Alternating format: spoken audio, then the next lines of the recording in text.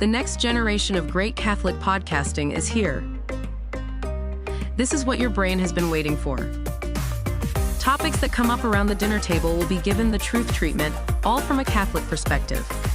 Sit back, relax, grab your cup of coffee, and enjoy the show. You've just joined Monday Mornings with Matt and Kevin. Happy Monday morning to everybody out there in the wide world of, the world. Matt's here with me again today. It's the worldwide, something or other. It's good to be back here with Matt. We've been here, I guess this is 2 weeks in a row. It's awesome. 2 weeks in a row. We're going on a two game winning streak, I suppose. Yeah, let's keep going. Let's go.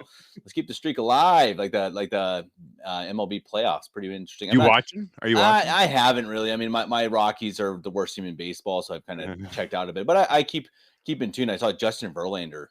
Still going and still winning big games, man. I asked my brother, I was like, we've been baseball fans our whole lives. I was like, is he a top 10 or heck even top 5 pitcher of all time? Something worth considering. I know it sounds extreme, but when you look at what he's done, dude's a legend. He's going to be a legend. Yeah. And his numbers too. They're awesome.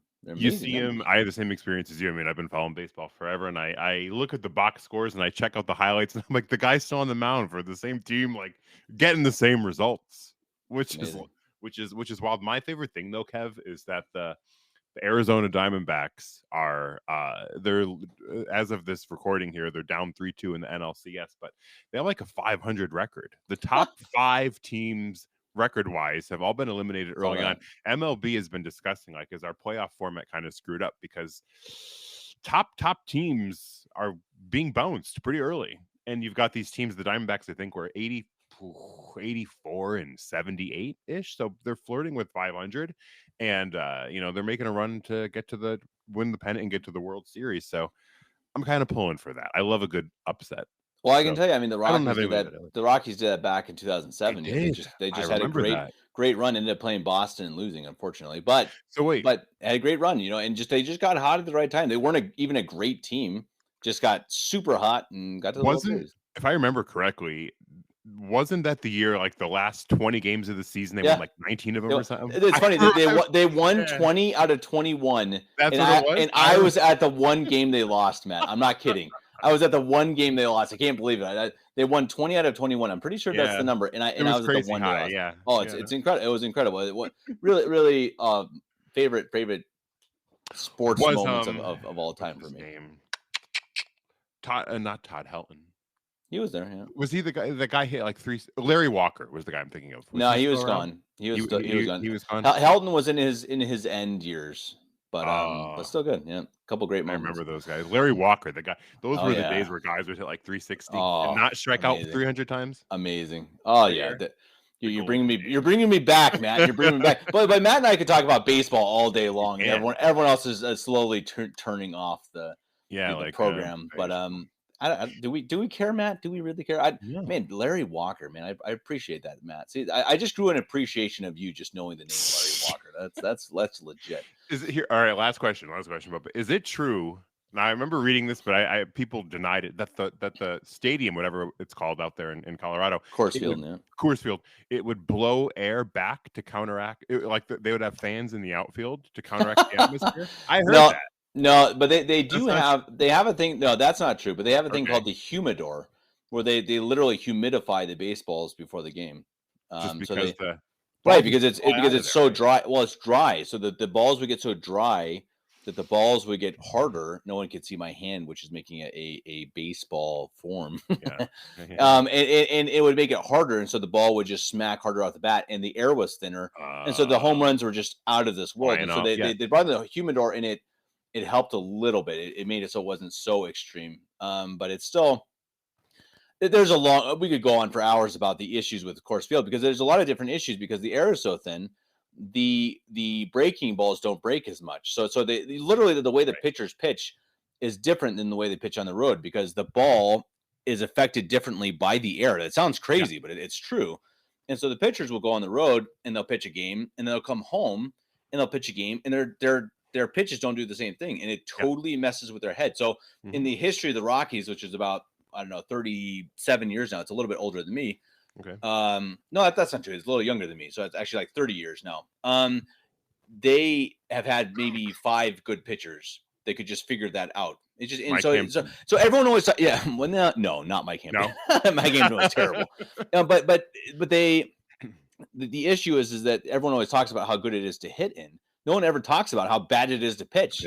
So it's like, well, you got to do both as a team. So it's one of those things that, again, we're going off on a tangent here, but boy, man, we just got to talk one of these days just about baseball. I appreciate that.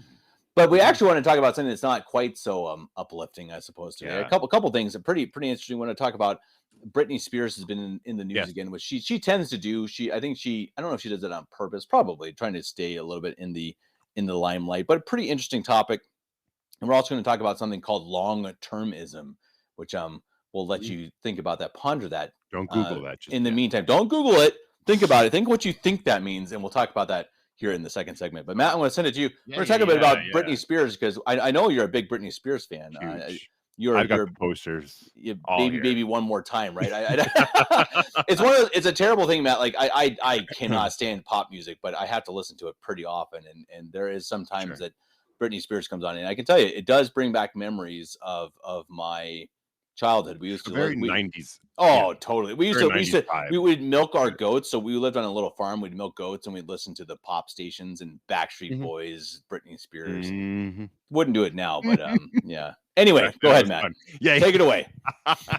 So she, I mean, I came across the headline the other day, Kev. It was just on the Yahoo main page that she released a memoir, and I didn't know she was planning on releasing this. Was it, planned, or was it a shock? I don't know, but in the memoir, she revealed that in her relationship with NSYNC lead Justin Timberlake, that they were together, they were dating like late 90s, early 2000s, that she had an abortion.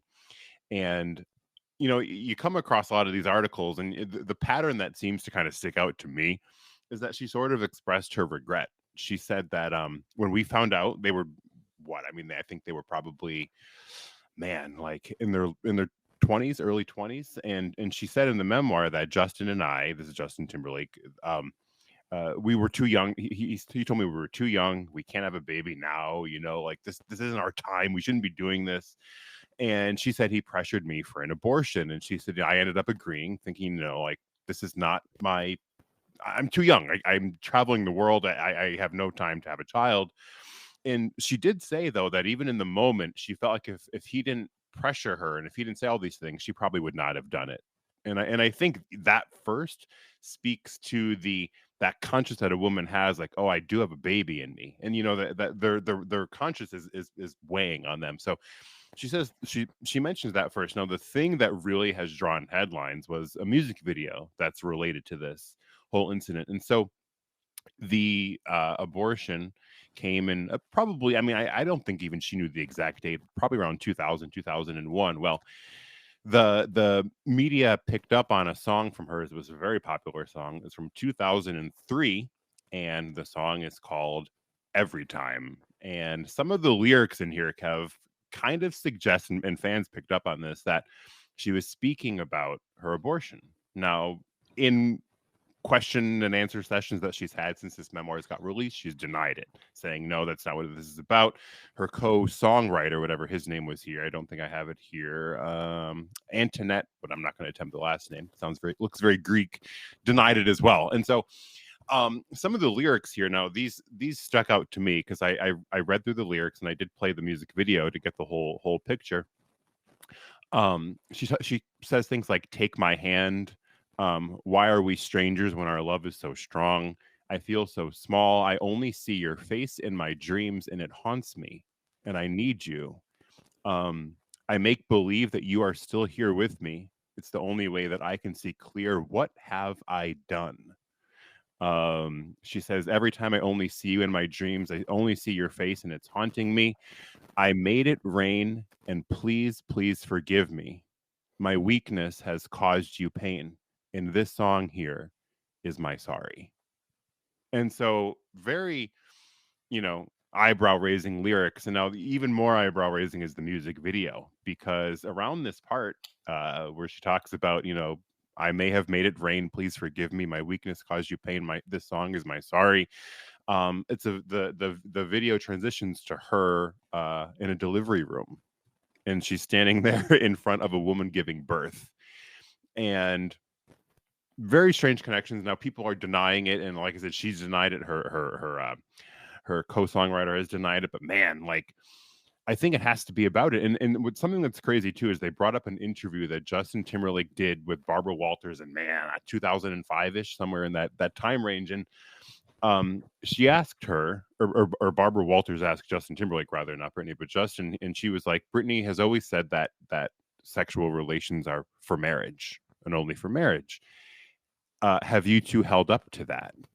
And he laughed and he said, and he winked and he said, sure. So, that's another thing that's kind of come up. But man, it made me think though, like when she really started, going off, like she went crazy, right? She went totally, absolutely bonkers, just incident after incident, shaved her head, it was totally involved in this chaotic whirlwind. Was it post-abortion kind of symptoms? That happens to people. She lost her child there through abortion. She had another child or two afterwards, and sometimes, I don't know, that stuff kind of happens, and she really expresses her regret. So I doubt she'll admit it, because the last thing I think she would want to be seen in her circle is as a pro-life icon. I think she makes all her money from a lot of left-wing sort of stuff, but she was, from what I gathered here, she was raised, I believe she was raised Catholic in a very conservative so-called home. So strange developments. And I mean, I don't know if, I watched the whole video. There might be some things that might be, I don't know if people would want to tune in. There might be some impure moments with dress, but just for the sake of the topic here in the conversation, it's interesting. And I like, I was just going to kind of put it back on you. Like, do you think that the relationship between men pressuring women to have abortions and how women respond to that, like here, it did kind of seem like, she said, she kind of gave into what he pressured her. Like, no, I can't have a kid. This kid isn't mine. And she wasn't so keen on that. She was more so, I don't know if I would have done it had he not put this in my ear. Well, and I think you hear it from both ways too. You also hear when the woman wants it and the man doesn't. I think you definitely hear both sides. And I think really, in the end, there's I'd say even a further step you can take and say, so many of these actors and actresses you hear that get abortions, or even again, they just have contraception. They try not to have children in order to have fame. And I think this is the vast majority of them. And so, they get fame and they get rich and they get, all of these different things that they just really thought they wanted and needed. This is what they wanted to go and perform in front of thousands of people and have record labels and gold records and all these different things. And so they gave up, their family, not even just gave up the ability to have a family, but murdered babies. And that is often the case. Of course this affects them mentally. I think it's an interesting thing. Even if you take away from her, look at, say, Miley Cyrus. I think she's another one who I think you see their crazy antics and stuff. And sure, some of it's just because they want to get in the news, that's just who they are. I really think some of it is because their guilt drives them mad. I think it drives them mad. And so, what do they do? I think, of course you would wish they would go into the desert and repent and go to God and say, become a hermit for the rest of their lives in order to try to get to heaven. Of course, that's what we wish. But I think oftentimes they just go nuts. They go crazy. And so they go opposite. You see Miley Cyrus, and she turns into a crazy person. She did. And many of them, it's not just her. This is a very common thing. And I think it's because, especially women, but men too, we are made by God for a certain purpose, right? I mean, of course, that purpose primarily being to get to heaven, but also for most of us is to have a family and to raise the family and to raise children in order to try to get the children to go to heaven as well. That is the primary purpose of humanity. Now, of course, some people are meant to be religious, some people are meant to be single, but most people are meant to have families. And when you break that, when you disturb God's will and God's design for humanity, of course you're going to be insane. Of course you're going to go and shave your head and go absolutely bonkers. It doesn't matter if you have money or fame. And I think that's the thing that's kind of the lesson that I have from this. Something too is since you brought up Miley Cyrus, it had me thinking like, and maybe this would be something to have, I don't know, maybe Father McKenna come on or what, but there are a lot of these people, Britney Spears, Miley Cyrus, and the list can go on and on and on, who actually came from fairly conservative, reserved, simple homes, where the child, the daughter, whoever, rebelled and became this really toxic, like, fame, perverted icon. And so it makes me think too, like, who failed, in a lot of these cases? Like, what was it? The parents? But how do you prevent your children from doing that as parents? And I know there's a lot to be said on that, and I know it's a fairly deep discussion, but if you listed, and I did pull some up yesterday when I was just trying to gather some information for the show, like, it sounds crazy to say, but Britney Spears came up with a very conservative, tucked away, low profile family who preached moral values of like I said, that she was very firm on saving herself for marriage, and doing these things that were modest in dress and attitude and speech. Like, wow, what spirals. And I guess it just really goes to show you too who's in charge of all these things. The devil has so much pull and power. When he flaunts fame and money in front of you, it becomes very, very. And same with Miley Cyrus, right? Her father, I think they were a very so-called conservative kind of family in which they preached. Katy Perry started right. as a Christian Katy singer. Perry was right. Katy Perry, maybe even Billie Eilish. I could be wrong, but I think these really big names of, like, wow, you think of just glamorizing sin came from that kind of home.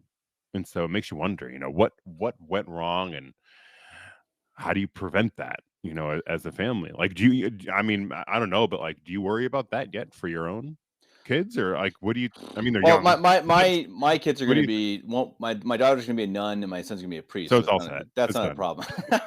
but I mean, I think it's an interesting. I mean, I think that people, when they hear that rock stars sold their soul to the devil, they think that they literally wrote their in blood. They wrote it in blood, and John Lennon did. Yeah, I think some people may actually have. I mean, actually, I think that's actually true. I think some actually may have had conversations with the devil. I think that actually is probably true. But I think that more often the case is that all of us are given choices throughout our lives of are we going to choose the path of God, or are we going to choose the path of the devil? And all of us, every single one of us has, I don't know, 4 or 5, 3, I don't know how many choices in our lives that really set our lives on one path or another. Now, we can always change them. We have the free will. We have the grace of God to change from any path, no matter what. We know that. But, so many times we make choices one way or another that set us on the path towards God or the path towards the devil. And I think that oftentimes is what we do. We do sign our life away to the devil when we choose fame and fortune over family and over good and over God. And I think it's interesting. I actually know a family. They're very musical, and they were even starting to perform. They have, like, each of the kids plays different instruments, and they're very good, very talented, and they would even play for audiences. And I talked to one of the girls, and she was like, yeah, eventually we had to stop because we didn't like what it was making us into. We didn't like how we were thinking, like what it was turning us into. The way, like, our love for music turned into this pressure, or it turned into this, we want to be this so we can make money. It's like, that's not what we're here for. That's not the point. And so they chose, we're not going to do this anymore. We'll perform privately. We're not going to perform publicly. And that's an interesting choice. And I'm not even saying it's right or wrong, but I would say, they were given this choice of relative fame. They're not going to be Britney Spears, but it's an interesting question. I mean, we all have that question at some point or another. And I think too, just the time it takes kind of is detrimental to your soul too, because there's so much focus that people put into this sort of stuff, right? That once you really, and this goes for me, and I believe I'm not trying to be the next in sync. I would have no shot at all at that. But if you don't we could hear your singing voice. Yeah. Put your head on my shoulder. But if you don't take that time, for the rosary and for mental prayer and meditating on your before your crucifix and looking through your prayer cards and all these things, like, you really start to feel it. It's like, wow, like, and I wasn't as faithful to say my meditation today, or my reading through my prayer books, or doing some holy reading, like you feel yourself like, wow, like I'm not keeping up, like I'm not putting in the effort, and you feel that. So when you're so consumed with, I've got to get out this stuff for, I mean, the lifestyle of these people is astronomical, right? And so how do you even have time? They would probably be the first people to tell you, I don't have time to pray, I don't have time to do any of this. And that's what happens, right? You either belong to God or to the devil. There's no in between. Well, And and imagine if they where you then ask you, fall. they say, okay, Brittany, you can have $100 million or a baby. You choose right now. Mm, Choose. at 20, right? Fame, and $100 million or a baby. And I think Yeah. that's really what I mean. And I think for us, of course, from our perspective, it's like it's easy. But when you're a person of the world, and when you're in it, and when you're in that position of, oh my goodness, yeah, my whole life's going to be changed because I'm gonna have a baby I have to care for, and it's going to be such a pain. And they don't consider that that is a life, and that when you kill that life, you kill part of yourself. No question about that. Yeah. That maybe the law isn't going to affect you. God's law will. The police aren't coming for you. God is. Right. Your conscience is coming for you, and it is going to wreck you. You are going to be destroyed for the rest of your life. And they act like you see these women who go to these marches, and they print on their t-shirts, I've had 7 abortions. You know Mhm. what? It's horrible, but I guarantee you they are the most unhappy people on earth. I'm sure of it. I'm absolutely sure of it. And to Mhm. to to put it on a shirt just shows you that they're wicked. Even they're not just nuts. They're wicked. And I think it's a horribly tragic thing. And it shows you again they probably made one absolutely horrific decision that changed their lives and murdered a life, and that changed their lives forever. And because Mhm. of selfishness, because of their lack of faith in God, and et cetera, et cetera. And it's a horrendous thing. And it shows you again, what are our priorities, right? I guess that's eventually it. What are And we here for? I think one of the things that makes it difficult too is it's one of the very few decisions in life that you can't undo. You can undo a lot of things, right? You could quit your job, you could start new with anything. You can really just you can move yourself anywhere, right? You could go to different countries, you could start anything that you really want to do, you can try. You could make an attempt for. You can't undo this. And I think that pain and that realization that there's nothing that I could do to bring that child back, um, is one of the most detrimental aspects of it. Is there's nothing, even in these lyrics, right? Just kind of to bring that back a little bit, like she even says, "What have I done? Like, you can't undo this. That life is lost." And how do you cope with that? Um, You some don't. you You don't, don't. You you go don't. crazy. I think again, it's a horrible thing, and I think it's something that we I think we consider abortion, of course, through the evil and the loss of the people, the loss of the lives that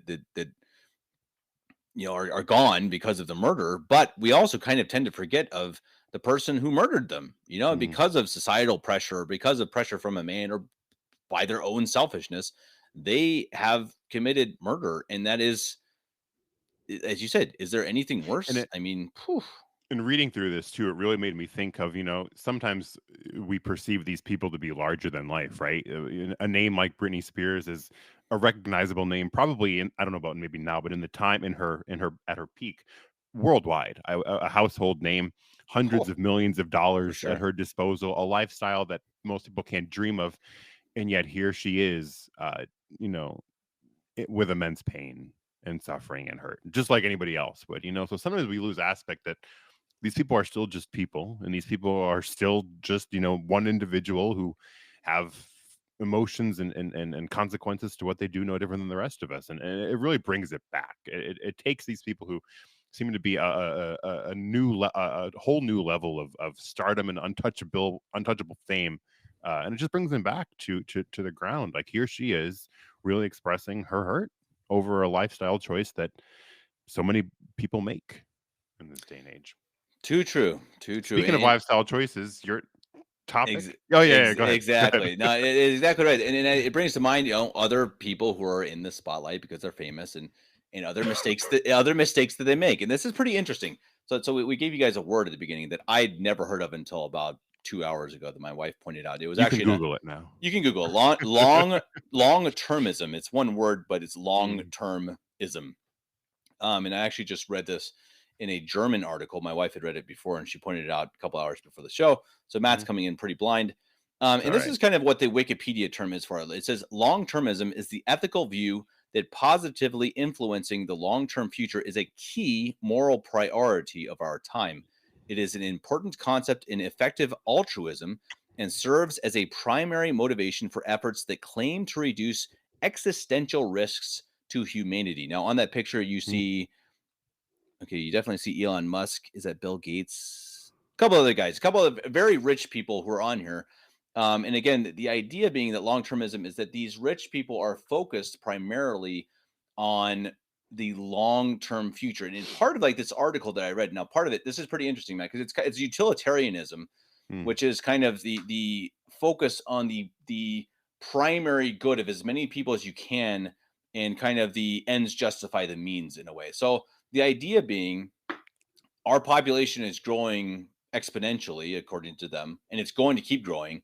And so in order, since we see that, the best way to affect the most good, let's say 100 years down the line, is to find go to Mars and start a new, society on Mars, because then, well, you can have people who can live on Mars that will be fine. Or, I think you see that very commonly in the trying to, save the planet, all these different things, Greta Thunberg, these different issues where their only focus is on the long future. Now, don't get me wrong. Again, of course, I think it is good to consider the long-term future and to worry about that, but it shouldn't be the primary consideration. Now, Matt, my example when I was thinking about it with my wife was, imagine if Elon Musk, who's got billions and billions of dollars, instead of trying to go to Mars and have form some sort of civilization, why not go around the world and set up Catholic churches and hospitals and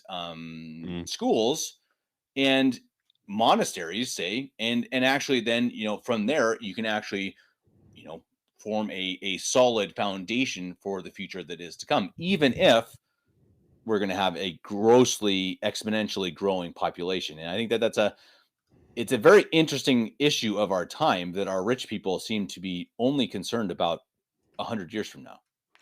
I was just, when you were saying this, I pulled this up here. The United States gives $24 billion a year to NASA. And it made me what do they do, like, man? What do we do? Yeah, they're not going to Mars. Yeah. Right. How much of that needs to be the ocean too, right? I think we did the show on what was the submarine that exploded, whatever it was, right? Or how much of the ocean needs to be explored, and we pump billions and billions and billions of dollars into this. For 2023, the Biden administration increased NASA's to $26 billion. And it's like, kind of like what you just said, like, can't that money be put to better use? I don't know. It's almost like they're trying to move forward, right? They're trying to be progressive. They're trying to move into an era which you can do X, Y, and Z that has never been done before, like an age of explorer. Right. And okay, I think there's something to be said about that. And I think there's something to be said about pushing limits that we haven't quite reached or touched yet. But it even makes me think too, like, how many people just their own financial status are just saving money, investing, like, oh, I'm putting stuff aside for my grandchildren, for my children, my great grandchildren, to have a better life for them. And yeah, I think that's something to speak for, but it's like we forget that we are in the now because we keep looking ahead way too much. I mean, it says here, let's see. So the U.S. government spent $6.6 trillion here in the fiscal year of 2020, gave $23 billion to NASA, and so a whole bunch of these causes here went to these things. It's like, what are we even doing? So yeah, like Elon Musk, they got all this unlimited financial resources, but like, okay, like, maybe we can use that. And this brings me back to, and I think we maybe talked about the student loan thing again. Did you kind of hear? I think it was $100 billion is being sent to Israel and $26 billion to Ukraine. Now, I just made a student loan payment. Israel, yeah, Israel needs money. Jeez. So it's like, dude, like, isn't there anything that can be done here to help? And I mean, we lose sight of what we can invest in now. And I feel like, and what is it accomplishing us? Like, okay, we went here, we went there. What is it to me? does it affect us? Will it ever affect us? Like, will we go to Mars? I don't know. And if we didn't, I'm sure we'll be fine. So, like, what is it accomplishing? But well, or are we going to have a population issue, man? I mean, first of all, we're not overpopulated, which Elon does, not even remotely close. We have tons and tons of space, but let's even say that we grow exponentially. And this was, and I was talking to my wife about this. This is a pet peeve of mine, and it's something that I this is going a little bit down a rabbit hole, kind of, but if you, it's an educational issue in my mind. So you have this issue of how they measure the age of the Earth. Yeah. And so I'm not a young earther, and I know I've gotten some people are not happy about that recently. I don't necessarily believe the Earth is 6,000 years old, but science these days, scientists, or at least the media that produces what they think scientists say that, okay, we have a machine that measures a rock. See that here's a rock, and we know somehow that this rock is so old. Tell me that makes sense. Anyway, so they'll do the vibrations from the rock and say, oh, see, this rock is this. And so we go and measure these other rocks, and that means the Earth must be 1 billion years old. Anyway, pretty much the science of what they're doing is they're basing their entire methodology on many things that you can't know. There are variables that you cannot see. You can't know how the Earth was affected by winds or by atmosphere or whatever 1 million years ago or 1 billion years ago. We cannot know that because we cannot see it. We can never ever possibly see that. It's gone. It's in the past. So you can say maybe this is what happened, but you can't say it was what happened. And I think that this false idea of science, of how we can just know because this rock was this, so that means this rock must have been this. That means that they think, okay, the population since 1800 has grown by 5%. I don't know the numbers. I should have looked that up. Matt, you usually look these things up. Jeez. I do. I don't do any work. I don't do any work for this show, Matt. Come on. Anyway, so let's say it's 5%. So you say for 200 years the population has grown 5%. I don't know what it's 10%. It's quite a lot.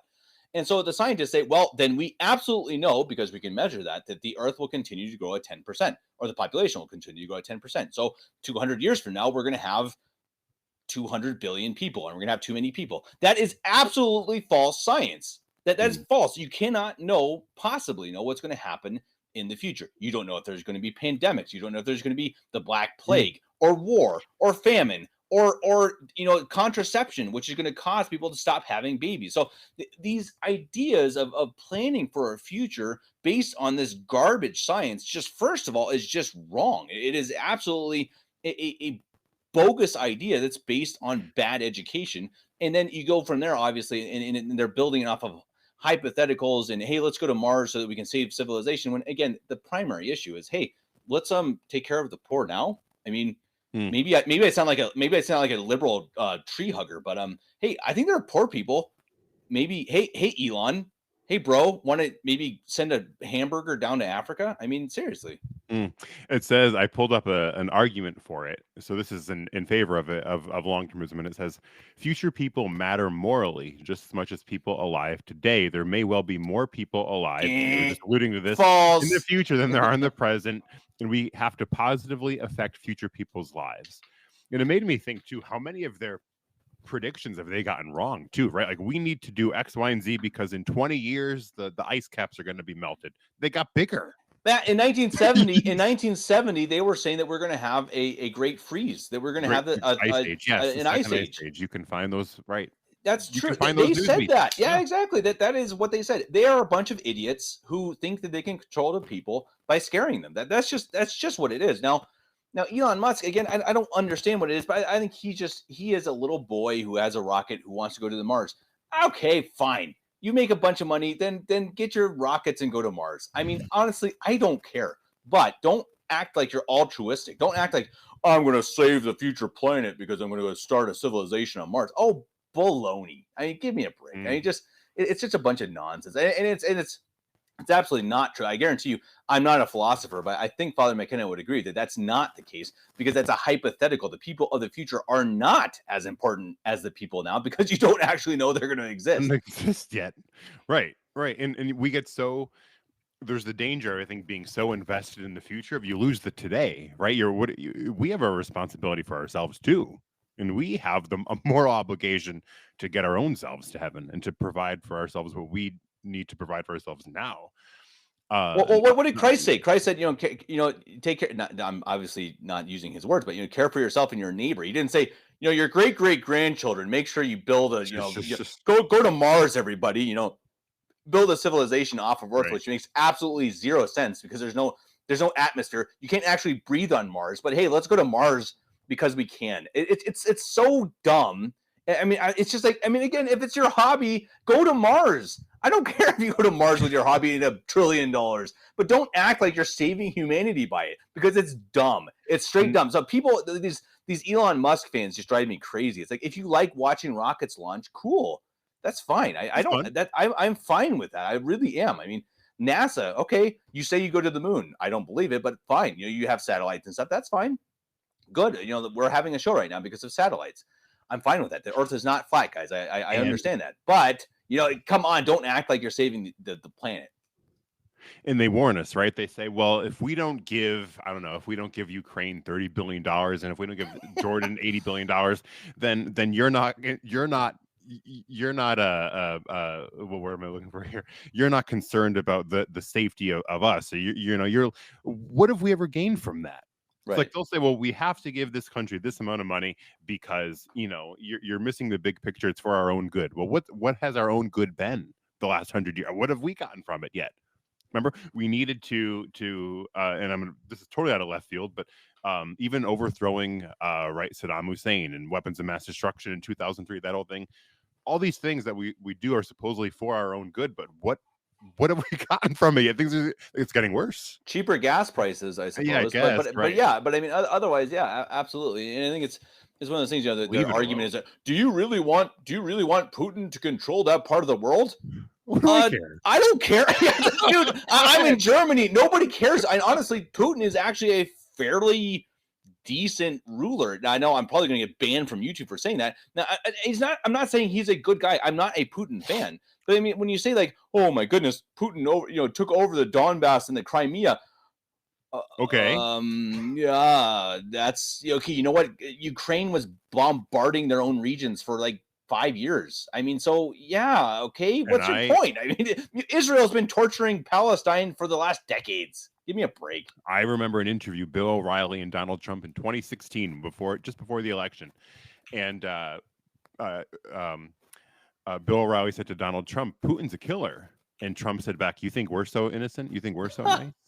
And it was like, that's on YouTube. You can pull that up, and it's like, nice. He's got a point. Like, well, that's I mean, love or hate Trump. I mean, Trump really did seem to want to just get America out of everywhere but America. And that's awesome, man. I mean, sign me up. America needs to have nothing to do with Ukraine or Germany or anywhere else. Go and protect your own borders. That's fine. That's great. Seriously, control yourself, protect your own citizens, build a wall to keep people from coming over. I mean, this is very obvious, basic stuff that again, this should not be something that we're talking about, man. This is basic governing. Protect your own people and don't care about Ukraine. It's just, it's obvious. That's where I think Nikki Haley really got lost with Vivek Ramaswamy. I hope I got that right, because she was accusing him. She's like, "You don't care about our interests in the Middle East." What's my interest there? I don't have one. So the people like her, maybe because that's where they make their money. That's where she fills her back pocket with her so-called interest in the Middle East. But to us, like, okay, sure, there's going to be bad things happening around the world all the time. To get us involved for this long-termism, I haven't seen one good come from it yet. Well, just imagine it this way, So I'm America, okay. So I'm walking down the street, and I'm a big buff guy who thinks a lot about myself, and that actually sounds a lot like me. And so I'm walking down the street, and I see these two kids fighting. Mm-hmm. I just see them fighting, and so just from a distance, and I see one just smack the other one in the face. And so being America, I just having not seen the entire issue, not seeing the entire fight, I just walked down and just totally deck the kid who punched who slapped the other one in the face. I deck him, and I get him on the ground, and I'm kicking him in the stomach, and I'm like, I'm sitting on top of him, and I'm punching him in the face. Mm-hmm. And then it's kind of like, Oh, actually, I didn't actually. I don't actually know what was happening. Where you fight? Wait, who's the good one? I mean, what actually happened here? Did the other one hit first? Was there a deeper issue here, or did I literally only saw one part of it, and I'm just going over and beating the crap out of this kid for no reason? I mean, that's how America works, because America wants to be the world police, and they're in it for their own interests. I mean, it's just there's not this whole idea that America's the good guys who we're just in it for peace in the world and to take care of those who are innocent. Yeah, Israel is sure. They're the poor little boys who are getting picked on by big bad Palestine. They have about 200 nuclear weapons, by the way. It's Israel. Israel is one of the most defended countries in the world. That is known. With one of the top militaries in the world. Totally. They are highest class as you can get. And they just allowed people on motorcycles to come through and kill their citizens. Anyway, I think we talked about that last week.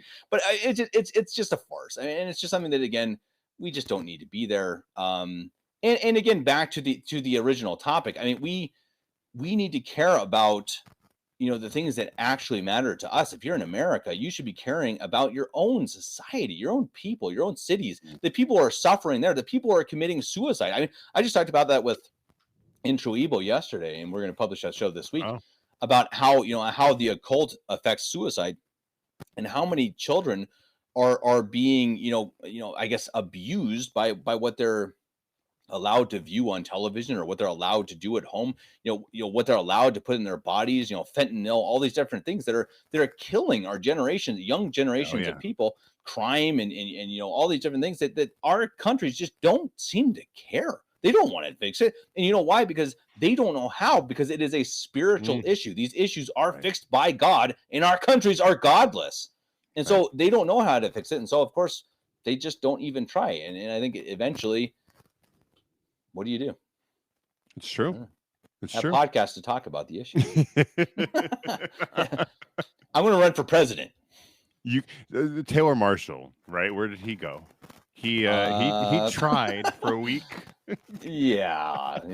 Don't get me started on Taylor Marshall. I think you have to be 35 to be president. So actually, I can run. I could run next year. I'm going to be 35. Qualified. I'm going to be 35 next year. I'm going to get on the ballot. I'm going to run. Just say I'm going to do everything these guys aren't going to do.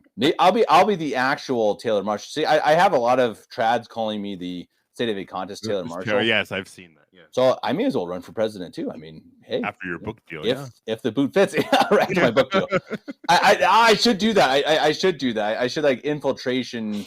Yeah, I'll just change the title a little bit. The real infiltration. Yeah, there you go. The true infiltration. Yeah, that sounds good, man. I'm getting a ton of good. You can call it the let's see, the real infiltration, the semi-trad plot to lock arms with both sides. Yes, I like. You know what I'm going to do? I don't know if you saw that article that somebody wrote about me about how I do podcasts with screaming babies in my arm to get more sympathy. Someone said that. Someone really wrote that. Like I think a traditional Catholic. Yeah, it's pretty good. So I think this is what I should do. I'm going to do it like in the about me section. I'm going to be holding both of my kids, and they're both going to be like crying, like really sad. Like really sad faces. I'm gonna have like the dressed in like really falling apart clothes and stuff, and just looking terrible. This is a good idea. Please donate just $2. Exactly. $2 a month, and it'll get me over the bridge. Yeah, I tell you, Matt. If I get a couple more bucks, I'm gonna be right along Elon Musk level. I'm gonna be world changing rich. So anyway, to close out, in a recent letter, I think it was His Holiness Francis said, "Ask God for the grace to be surprised." So, because we could try it and pray for the cousins of the reptiles, or the siblings of the reptiles. The reptiles, the demons, the demons and the reptiles. This is the advice coming out of the Vatican. I mean, we did a good job, Matt. We stayed away from talking about the Vatican politics, which the synod stuff we did, which is pretty tough. Maybe next week we'll talk about the reptiles and the demons. Make sure you pray, everyone. Please make sure you pray for the reptiles tonight. Very important. Very important according to the Vatican. It's a very long-termism. Long-termism. Pray for the reptiles. All right. Well, guys, we've been Matt and Kevin on a Monday morning. Hopefully you enjoyed this. We started with baseball. We ended up with praying for reptiles. We kind of hit everything today. We hope you enjoyed it. Like, share, subscribe, all that stuff. We will be back next week for more. Matt and Kevin.